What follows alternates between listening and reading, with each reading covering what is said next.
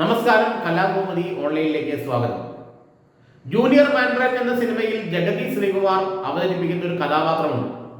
എങ്ങനെയെങ്കിലും പോലീസ് ലോക്കപ്പിൽ കിടക്കണമെന്നാണ് ഈ കഥാപാത്രത്തിന്റെ ആഗ്രഹം. അതിനായി അദ്ദേഹം നടുറോട്ടിൽ പായ വിരിച്ചു കിടക്കും, പോലീസുകാരെ തല്ലും, നാട്ടുകാരെ മുഴുവൻ തെറിവിളിക്കും.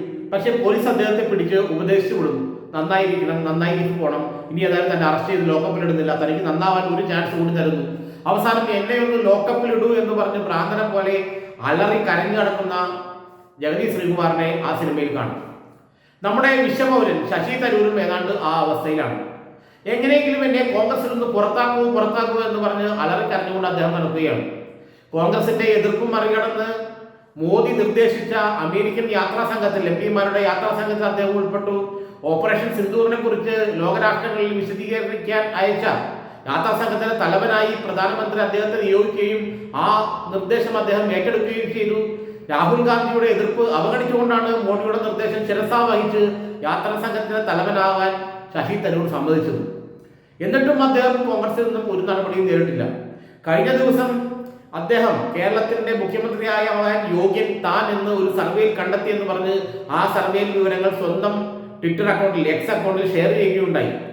ഇന്നിപ്പോഴിതാ അടിയന്തരാവസ്ഥ മഹാക്രൂരതയായിരുന്നുവെന്നും ഇന്ദിരാഗാന്ധിയും സഞ്ജയ് ഗാന്ധിയും അടിയന്തരാവസ്ഥ കാലത്ത് ചെയ്തു കൂട്ടിയത് വലിയ പാതകങ്ങളായിരുന്നുവെന്നും ജനാധിപത്യ ധ്വംസനമാണ് ഇവർ നടത്തിയതെന്നും അദ്ദേഹം ഒരു ലേഖനം എഴുതിയിരിക്കുന്നു.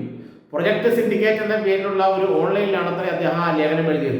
ഇന്ദിരാഗാന്ധിയെയും സഞ്ജയ് ഗാന്ധിയെയും കണക്കറ്റ് ശകാരിക്കുന്നുണ്ട് ആ ലേഖനത്തിൽ.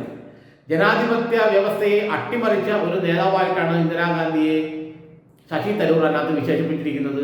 അവരുടെ മകൻ സഞ്ജയ് ഗാന്ധി എന്ന് വെച്ചാൽ നമ്മുടെ രാഹുൽ ഗാന്ധിയുടെ കൊച്ചച്ഛൻ സഞ്ജയ് ഗാന്ധിയെ ജനാധിപത്യ ധ്വംസനത്തിന്റെ പ്രധാനപ്പെട്ട ആളായിട്ടും ഫാസിസ്റ്റായിട്ടും ക്രൂരനായിട്ടും ഒക്കെയാണ് ചിത്രീകരിച്ചിരിക്കുന്നത്.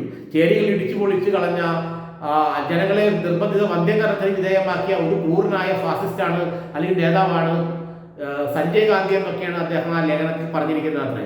പക്ഷെ എന്നിട്ടും കോൺഗ്രസ് ഇദ്ദേഹത്തെ പുറത്താക്കുന്നേയില്ല. കോൺഗ്രസിൽ നിന്ന് പുറത്താക്കി കിട്ടിയാലേ അദ്ദേഹത്തിന് BJP ചേരാൻ പറ്റുള്ളൂ. പുറത്താക്കിയാലുള്ളൊരു രക്തസാക്ഷി പരിവേഷത്തോടെ BJPയിൽ എത്തണമെന്നാണ് ശശി തരൂരിന്റെ ആഗ്രഹം. എന്നാൽ ബുദ്ധിമാനായ രാഹുൽ ഗാന്ധി പറഞ്ഞു, ഒരു കാരണവശാലും ശശി തരൂരിനെ പുറത്താക്കുന്ന പ്രശ്നമേ ഇല്ല. അടുത്ത ലോക്സഭാ ഇലക്ഷനിലും സീറ്റ് ഉണ്ടാവില്ല, കേരളത്തിലെ നിയമസഭാ ഇലക്ഷനിലും ശശി തരൂരിന് സീറ്റ് ഉണ്ടാവില്ല.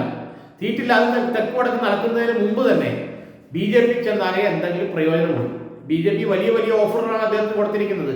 രാഷ്ട്രപതി, ഉപരാഷ്ട്രപതി, ക്യാബിനറ്റ് പദവോടുകൂടിയുള്ള അമേരിക്കൻ സ്ഥാനപതി അല്ലെങ്കിൽ ക്യാബിനറ്റ് മന്ത്രി, അങ്ങനെ BJP കൊടുക്കാത്ത ഓഫറൊന്നുമില്ല. എന്ത് ഓഫർ കിട്ടണമെങ്കിലും കോൺഗ്രസിൽ നിന്ന് അദ്ദേഹം പുറത്തു പോകണം. അദ്ദേഹം പുറത്തു പോകണമെങ്കിൽ നേരെ പോയിട്ട് BJP ചേർന്നാൽ കൂറുമാറ്റ നിരോധന നിയമപ്രകാരം അദ്ദേഹത്തിന്റെ ലോക്സഭാ അംഗത്വം നഷ്ടപ്പെടും. അപ്പോഴെന്ത് ചെയ്യണം? പാർട്ടിയിൽ നിന്ന് പുറത്താക്കണം. പാർട്ടിയിൽ നിന്ന് ഒരു കാരണവശാലും രാഹുൽ ഗാന്ധി അദ്ദേഹത്തെ പുറത്താക്കിയില്ല. പുറത്താക്കാനുള്ള സകല പണിയും അദ്ദേഹം എടുത്തിട്ടും രാഹുൽ ഗാന്ധി തിരിഞ്ഞു നോക്കിയില്ല. പിന്നെ ഇനി എന്ത് ചെയ്യും? അപ്പോൾ അവസാനം ഇന്ദിരാഗാന്ധിയെയും സഞ്ജയ് ഗാന്ധിയെയും വരെ തെറി വിളിച്ചു, എന്നിട്ടും പുറത്താക്കിയില്ല. ഇനി ഒരുപക്ഷെ രാഹുൽ ഗാന്ധിയെയും പ്രിയങ്ക ഗാന്ധിയെയും അന്തരിച്ച രാജീവ് ഗാന്ധിയെയും സോണിയാഗാന്ധിയെയും അവരുടെ വീട്ടുകാരെ എല്ലാം കുറ്റപ്പെടുത്തിയത് കൊണ്ട് അദ്ദേഹം ഒരുപക്ഷെ ലേഖനം എഴുതിയേക്കാം. എന്നാലും കോൺഗ്രസാണ് പാർട്ടി, ഒരുപക്ഷെ പുറത്താക്കിയെന്ന് വരില്ല. എങ്കിലും എന്നെ ഒന്ന് പുറത്താക്കൂ എന്ന് പറഞ്ഞ് അലറിക്കരഞ്ഞുകൊണ്ട് ശശി തരൂർ ഡൽഹിയുടെ തെരുവീതികളിൽ നടക്കുകയാണെന്നാണ് ഇപ്പോൾ അറിയാൻ കഴിയുന്നത്. ഏതായാലും കോൺഗ്രസ് പുറത്താക്കിയിട്ട് അങ്ങനെ ശശി തരൂർ നന്നാവില്ല എന്നുള്ള കാര്യം ഉറപ്പാണ്.